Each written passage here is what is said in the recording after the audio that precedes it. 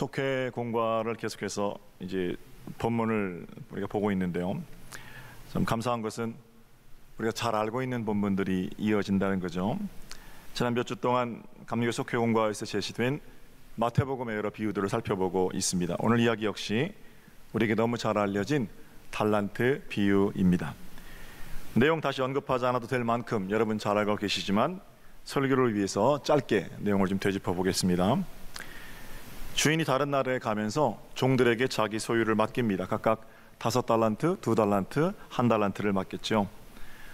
5달란트 받은 자와 2달란트 받은 자는 열심히 일해서 갑절의 이익을 남겼습니다. 칭찬을 받게 됩니다. 그러나 1달란트 받은 자는 땅에 묻어두었다가 그대로 주인에게 돌려줍니다. 그래서 혼날 일인가 생각해 봐야 되는데 혼이 날 뿐만 아니라 쫓겨나기까지 합니다. 그 주인은 종을 향해서 악하고 게으른 종아, 책망도 합니다. 뭐 때문에 그렇게 화를 내는 걸까요? 주인이 돈독이 올라서 그런 겁니까? 그런 건 아닌 것 같아요. 그죠? 그렇다면 왜 그렇게 주인이 화를 낸 겁니까? 손해본 것도 아닌데. 오늘 설교를 준비하면서 제가 제목을 오해 벗겨내기라고 정했습니다.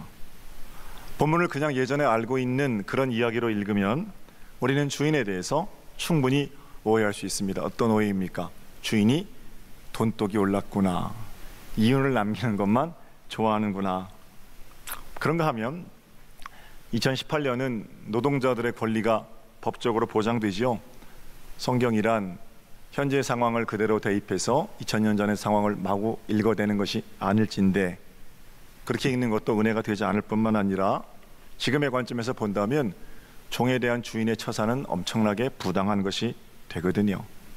1달란트 받은 종이 열심히 일해서 달란트를 더 남기지 못했으니까 성과급은 받을 수 없지만 주인이 올 때까지 자기 자산 안 잊어버린 게 어딥니까? 칭찬은 뭐 받을 수 없고 성과급은 못 받아도 쫓겨나는 건 좀 말이 안 되잖아요. 근로자와의 계약이 있죠. 근데 주인은 쫓아낸단 말입니다. 그것도 아주 심한 소리를 해대면서 쫓아내거든요. 이 본문을 어떻게 읽는 것이 좋겠는가? 그래서 오해 벗겨내기 이런 식으로 해서 주인에 대한 오해를 좀 설교를 통해서 벗겨보려고 그럽니다. 자, 15절을 주세요. 15절. 주인이 떠나면서 종들에게 한 일입니다. 각각 그 재능대로 한 사람에게는 금 5달란트를, 한 사람에게는 2달란트를, 한 사람에게는 1달란트를 주고 떠났더니, 그렇죠. 주인은 종들에게 각각 재능대로 5, 2, 1 다른 달란트의 양을 맡겼습니다. 명의를 이전해 준 게 아니라 맡긴 거예요. 다시 찾겠다는 겁니다. 종들의 것이 아니고 그건 여전히 주인의 것입니다. 그리고 종들에게 재능대로 각각 다르게 맡기는 것은 주인의 고유한 권한입니다. 우리는 생각하기를 주인이 종들에게 차별 대우를 했다. 그러나 아닙니다. 주인은 종들을 차별 대우하지 않았습니다. 재능대로 각각 5, 2, 1 이렇게 맡겼을 뿐이지요. 지난주에 우리는 하나님의 공평에 대해 생각해 보았습니다. 인간의 생각이 가끔 지나쳐서 하나님은 공평하신 분이시니까 모두에게 다 똑같이 주셔야 한다라고 말합니다. 그러나 하나님은 똑같이 주시지 않습니다. 오히려 믿음의 사람들은 이렇게 말하는 게 좋습니다. 한번 따라해 보세요. 하나님, 다시 한번요. 하나님, 제게 너무 과분하게 주셨어요. 할렐루야. 감사의 삶을 사는 사람들의 모습이지요. 몸을 가누지도 못하는 그렇게 태어난 송명희라는 분이 계세요. 그분이 시를 지었는데 그분의 시를 우리 젊은 시절, 학창 시절에는 온 교회들마다 노래로 불러서 같이 노래했습니다. 그 나라는 노래입니다. 나 남이 가진 지식 없으나, 나 가진 재물 없으나, 나 남이 가진 건강 없으나, 뭐 이러면서 자기가 가지지 못한 것들을 쭉 얘기해요. 그러나 후렴 부분에는 어떻게 말하냐면, 공평하신 하나님께서 나는 남이 보지 못한 것을 보게 하셨고 남이 듣지 못한 음성을 듣게 하셨고, 그러면서 하나님을 노래하는 그 시에 곡을 붙여서 우리가 함께 노래합니다. 참 위대한 고백이고 아름다운 고백입니다. 누가 봐도 송명희 씨는 정상적인 삶을 사는 사람들에 비해서 받은 것이 없거든요. 자기 힘으로는 걸을 수도 없고 일어설 수도 없고 앉아 있을 수도 없습니다. 말도 어눌해서 매일 듣던 사람들이 아니면 그분이 무슨 말을 하는지 알아들을 수도 없고 글씨 한자 쓰는 것마저도 굉장히 힘든 분입니다. 근데 그분이 온 힘을 다해서 하나님은 공평하시다 이렇게 노래하거든요. 그에 비해서 저와 여러분은 어떻습니까? 대개 하나님의 공평을 평등, 똑같이 받아야 한다 이렇게 말하려는 사람들은 자기가 받은 것이 적다 이렇게 말합니다. 상대적인 박탈감 때문에 괴로워합니다. 그러나 지난주에 생각해 봤습니다만 하나님의 공평은 저울로 잴 수 있는 것이 아닙니다. 하나님의 공평의 또 다른 이름은 사랑입니다. 우리는 하나님이 공평하시기 때문에 구원받은 것이 아닙니다. 하나님이 사랑이시기 때문에 구원받았습니다. 하나님이 공평의 저울로 우리의 삶을 재보신다면 여기 있어서 설교할 사람 없고 여기 앉아 말씀을 듣고 하나님 나라의 자녀, 하나님 나라의 안방에 들어와 앉을 사람 없다라는 겁니다. 하나님은 공평의 저울로 우리를 재서 일정 기준 이상의 사람들을 구원받은 자녀로 올려놓으신 것이 아니십니다. 나는 그렇게 하나님의 불공평한 사랑, 그 사랑 때문에 구원을 받았습니다. 이걸 또 다른 말로 하나님의 은혜 이렇게 말합니다. 그렇게 많이 받았으면서도 하나님께서 주시지 않은 것 때문에 힘들어하고 괴로워하는 것은 하나님을 보지 못하기 때문입니다. 누가 봐도 1달란트 받은 사람들은 감사합니다, 감사합니다 하나님께 찬송하는데 5달란트 받은 사람들은 왜 하나님 10달란트 안 주십니까? 라고 따져 묻는다는 겁니다. 마음이 하나님께 가 있는 게 아니고 달란트에 가 있는 거죠. 사실 여러분 이 비유의 적절한 말인지 모르겠습니다만 1달란트라는 그 양은 절대로 적은 양이 아닙니다. 불평할 만큼의 양이 아니에요. 1달란트면 6,000데나리온이거든요. 6,000데나리온은 노동자 성인 한 사람이 6,000일 동안 일해서 받는 삭시입니다. 15년 동안 먹지도 않고 입지도 않고 모아야 되는 돈이 1달란트예요. 근데 인간이 똑똑하잖아요. 1달란트를 받고 나서는 너무 감사합니다, 내게 이것을 사업자금으로 주셨군요 이렇게 찬양하다가도 옆을 보니까 5달란트 받은 놈이 있어요. 3만 데나리온이거든요.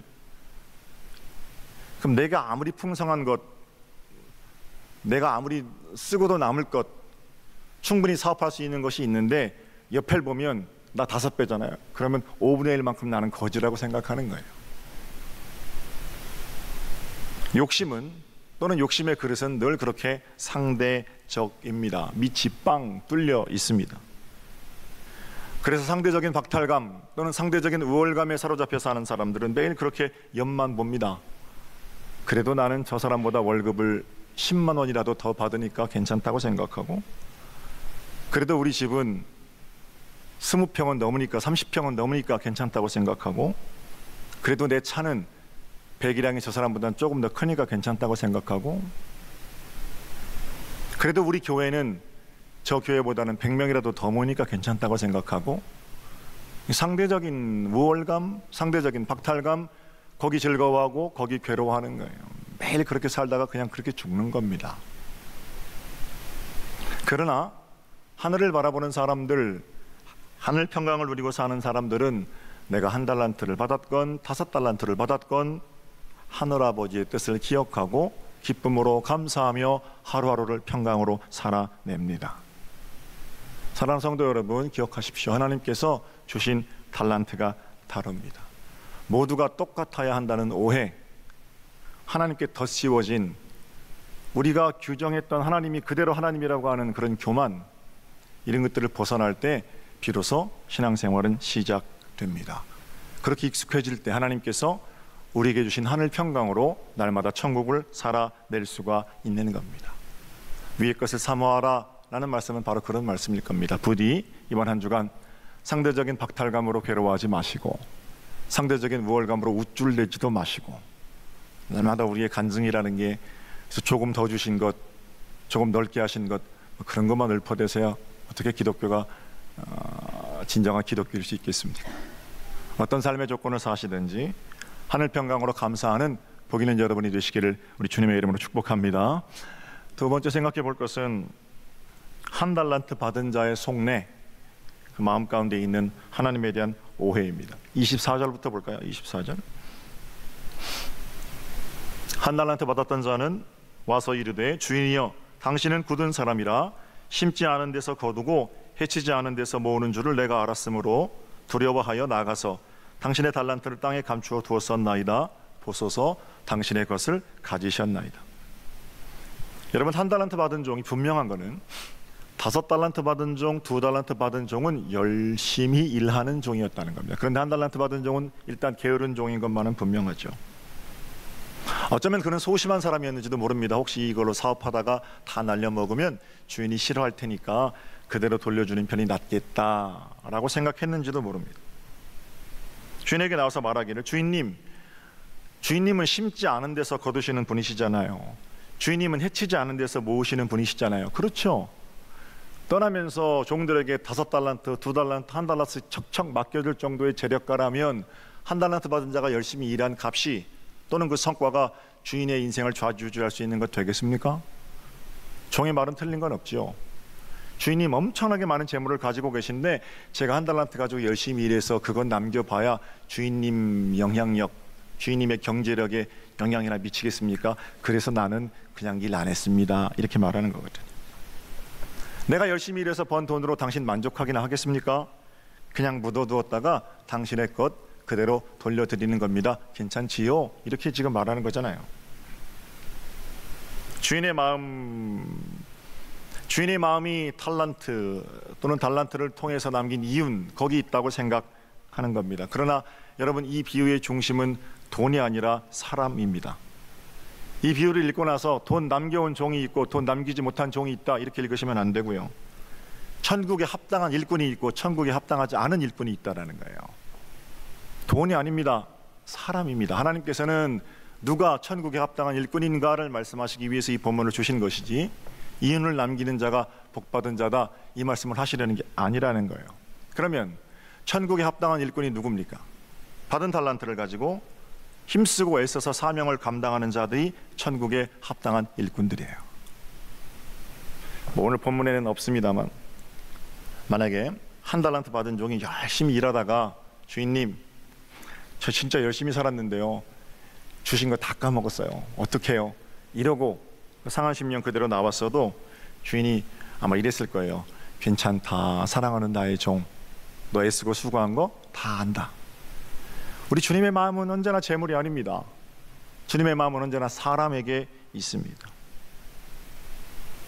이익 자체가 아니고 천국에 합당한 일꾼을 찾는 것이 주인의 마음이거든요. 한 달란트 받은 자의 항변을 조금 더 살펴볼까요? 24절을 보세요. 다시 한번. 마지막 부분에 보소서, 25절이죠. 보소서 당신의 것을 가지셨나이다. 이게 무슨 말입니까? 주인님은 심지 않은 데서 거두시는 위대하신 분이시잖아요. 해치지 않은 데서 모으시는 분이시잖아요. 그래서 저는 열심히 일하는 대신 그냥 주인님께 돌려드려요. 보세요, 나 주신 그대로 있죠? 당신 뭐 손해본 거 있습니까? 당신도 아무 문제 없잖아요. 이런 얘기거든요. 종이 주인의 머리 꼭대기에 가 있습니다. 한두 번 실수할 수 있습니다. 주인도 인간이니까 잘못하는 게 있죠. 종이 잘하는 것도 있을 겁니다. 그래서 종이 주인 제치고 한두 번 나설 수 있다라는 겁니다. 그러나 매번 종이 주인 노릇하겠다는 거, 그게 영모예요. 영모. 하나님과 우리 사이에서 한두 번 하나님께서 말씀하신 뜻을 거역하고 잘못할 수 있습니다. 그러나 매번 내 뜻대로 하나님 끌고 다니겠다는 것은 하나님과의 나 사이에서의 영모지요. 신앙생활 하는 거 아니죠. 하나님의 뜻이 무엇인가 분별하여 묻고 그 뜻대로 우리의 뜻을 굽히고 나아가는 것이 신앙생활이지, 매번 어떻게 그렇게 내 뜻대로 하나님을 데리고 다닙니까? 아무리 금식을 하고 아무리 철야를 하고 그렇게 해서 내 뜻이 이루어졌다고 한들 그거 하나님 기뻐하시겠습니까? 그대로 돌려주잖아요. 당신 손해본 거 없잖아요. 이런 얘기거든요. 틀린 말은 아닌데 이 틀린 말이 아닌 종의 항변에 대해서 주인이 대답입니다. 26절을 보세요. 악하고 게으른 종아, 나는 심지 않은 데서 거두고 해치지 않은 데서 모으는 줄로 네가 알았느냐? 그러면 내 돈을 마땅히 취리하는 자들에게나 맡겼다가 돌아와서 원금과 이자를 받게 해야지 그랬느냐? 여기서도 오해하지 말아야 될 것은 주인이 이 달란트 맡겨서 이자 받는 거, 그러니까 돈을 너무 좋아하는구나. 아니에요. 재물을 불리지 못했다는 것이 포인트가 아닙니다. 한 달란트 받은 종의 그 간교한 혀가 틀렸다는 겁니다.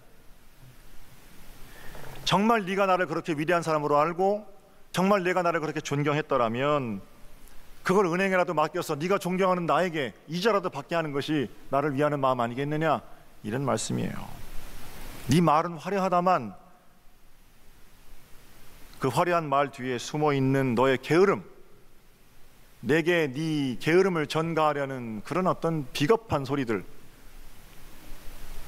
이제는 거짓을 꾸며대는 악한 종이 되고 말았구나. 게으름을 넘어서서 악한 종이 되었구나, 이런 말씀이세요. 30절, 한 달란트 받았던 종의 마지막입니다.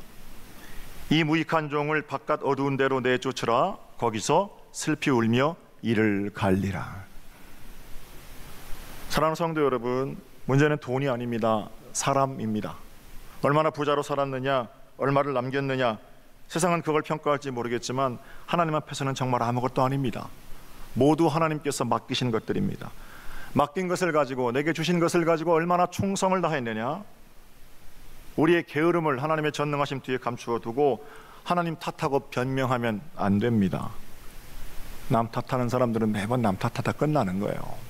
돌이켜 하나님께 돌아와야 그래야 천국에 합당한 일뿐이죠. 바라기는 하나님에 대한 오해를 다 벗겨내고 우리에게 주신 각종 달란트, 재물, 건강, 채널들을 사용하셔서 하나님 나라의 복된 일꾼으로 살아가는 칭찬받는 여러분이 되시기를 주님의 이름으로 축복합니다. 자, 마지막으로 한 가지만 더 볼게요. 그렇다면 이 이야기에서 칭찬받는 종 얘기를 안 할 수가 없죠. 5달란트 받은 자, 2달란트 받은 자, 그이들은 왜 칭찬을 받았겠습니까? 21절을 보세요. 21절 한 목소리를 보겠습니다. 시작. 잘하였도다 착하고 충성된 종아, 네가 적은 일에 충성하였음에 내가 많은 것을 내게 맡기리니 네 주인의 즐거움에 참여할지어다 하고. 할렐루야. 네. 5달란트 받은 자, 2달란트 받은 자를 칭찬하십니다. 똑같이 말씀하시거든요. 뭐라고 그러세요? 잘하였도다 착하고 충성된 종아, 내가 10억을 줬는데 네가 10억이나 남겼구나. 아니잖아요. 재물을 불려왔구나. 그거 잘했다고 그러지 않으시잖아요. 뭐라고 그러세요? 네가 작은 일에도 충성하는구나. 누가 천국에 합당한 사람입니까? 말씀을 믿고 순종의 자리에 나서서 내게 주신 것을 가지고 열심히 하나님 나라를 위해서 일하는 자들입니다. 적은 일에 충성하였다라고 말씀하시지만 아까 말씀드린 것처럼 5달란트, 2달란트는 적은 돈이 아니에요. 평생 동안 먹지 않고 입지 않고 모아야 모을 수 있는 돈인데 그게 어떻게 적은 돈입니까? 그러나 주인이 뭐라 그래요? 적은 돈 그러잖아요. 물질에 마음이 있는 게 아니에요. 내게 맡겨진 것 많든 적든 그걸 가지고 내가 어떻게 살아가느냐 하는 것이 하나님께서 물으시는 거예요. 그들의 충성은 적은 일에 마음을 다하는 그런 충성입니다. 평안북도 정주에 명문학교인데 오산학교가 있어요. 오산학교. 해방 이후에 서울에 세워지긴 했습니다만 그 오산학교에 재미있는 얘기가 있는데요. 당시 그 정주 동네에 아주 똑똑한 청년이 살았습니다. 그런데 똑똑하기는 했지만 그 청년은 신분이 천한 신분이라서 남의 집에서 머슴살이를 해야 먹고 살 수 있는 그런 청년이었습니다. 비록 머슴살이를 하고 있었지만 이 청년에게는 한 가지 소망이 있었습니다. 언젠가는 이 지긋지긋한 신분, 지긋지긋한 가난을 내가 벗어버릴 거다. 그래서 이 청년은 주인의 마음에 들기 위해서 열심히 시키는 일을 감당합니다.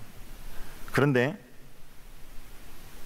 요강 닦는 일이 있는데요, 사실은 많은 중요한 일들이 있기 때문에 요강 닦는 일은 허드렛 일이기도 하고 그리고 별로 신경 쓰지 않아도 되는 일이기도 하고, 누가 요강을 깨끗하게 닦습니까? 깨끗하게 비우기는 합니다만, 근데 이 청년은 요강 닦는 일에 집중해요. 매일 아침 주인의 방에서 모든 가구 중에 가장 반짝반짝거리도록 요강을 닦아 놓습니다. 주인이 보니까 이 청년이 집안 청소를 하기 시작하면서부터 요강이 과도하게 빛이 반짝거리거든요. 기가 막히는 거예요. 그래서 청년이 도대체 어떤 사인이 있길래 요강을 저렇게 반짝반짝 닦나. 불러서 얘기를 하는 겁니다. 너는 왜 요강을 그렇게 반짝반짝 닦니? 주인님, 제게 주시는 일은 다 제 일처럼 열심히 하려고 그럽니다. 몇 마디 얘기를 나눠보니까 이 청년이 엄청나게 똑똑하거든요. 아, 너는 여기서 내 요강이나 닦고 있을 청년이 아니로구나, 이런 생각을 하게 돼요. 그리고는 너 공부를 좀 해보겠니? 이렇게 물어요. 학자금을 대주고 평양의 숭실학교에 입학을 시키게 됩니다. 물론 그는 똑똑했기 때문에 숭실학교에서 최고의 성적으로 졸업하게 되죠. 그리고 나서 정주의 그 오산학교에 선생님으로 부임하게 됩니다. 거기서도 선생님으로 있으면서 사람들이 하기 싫어하는 일 솔선수범해서 다 나서서 닦고 치우고 그러면서 성실하게 사명을 감당하게 됩니다. 주변 사람들이 저 사람만 같으면 하고 칭찬하게 됩니다. 누구냐면 위대한 민족주의자 독립운동가 조만식 선생님이세요. 제자들이 이 조만식 선생님에게 와서 묻는 거예요. 장로님, 어떻게 그렇게 성공하실 수 있으셨어요? 뭐라고 대답하냐면, 여러분, 세상에 나가서 요강 닦는 사람이 되십시오. 이렇게 대답했답니다. 무슨 일을 맡기건 그 일을, 작은 일부터 성실하게 감당하는 자에게 하나님은 큰 일을 허락하실 겁니다. 그것이 내가 성경에서 배운 지혜입니다. 사랑하는 여러분, 부디 주인의 마음을 잘 헤아리셔서 작은 일로부터 충성하는 그 길로 하나님께서 많은 것을 주실 때 기쁘게 감당해 가는 여러분이 되시기를 우리 주님의 이름으로 축복합니다. 많은 걸 남기라 그러지 않으세요. 내게 주신 것 가지고 충성되이 일어나라. 충성이라는 것은 순종하는 거고, 도구가 되었다는 거니까 충실하게 사명을 감당하는 거고, 그렇습니다. 자, 오늘 우리가 잘 아는 달란트 비유를 통해서 제가 세 가지 말씀을 드렸습니다. 하나님은 똑같이 주시지 않습니다. 그러나 내게 주신 것 과분하게 주십니다. 상대적 박탈감, 상대적 우월감으로부터 자유로운 절대 평강, 여러분의 것이 되시기를 바라고요. 돈이 아닙니다. 사람입니다. 사람에게 마음이 가 있다면 나는 과연 천국에 합당한 일꾼인가? 하나님께 불평과 원망을 늘어놓기 전에 내게 주신 것을 가지고 감사함으로 나서고 있는가? 한 주간 우리의 하나님에 대한 오해를 그렇게 벗겨내셔야 될 거고요. 마지막으로 착하고 충성된 종, 내게 맡겨진 그 일, 작은 일로부터 성실하게 사명을 감당하십시오. 위대한 꿈을 꾸는 건 좋지만 위대한 꿈은 바로 오늘 내가 걷는 일상적인 한 걸음으로부터 시작됩니다. 거기 진실함이 없다면 아무리 말이 번지르르 해도 그거 다 거짓말입니다. 바라기는 신실한 삶 가운데에서 하나님께서 주시는 작은 일로부터 충성을 다하는 복된 일꾼 여러분들 되시기를 우리 주님의 이름으로 축복합니다.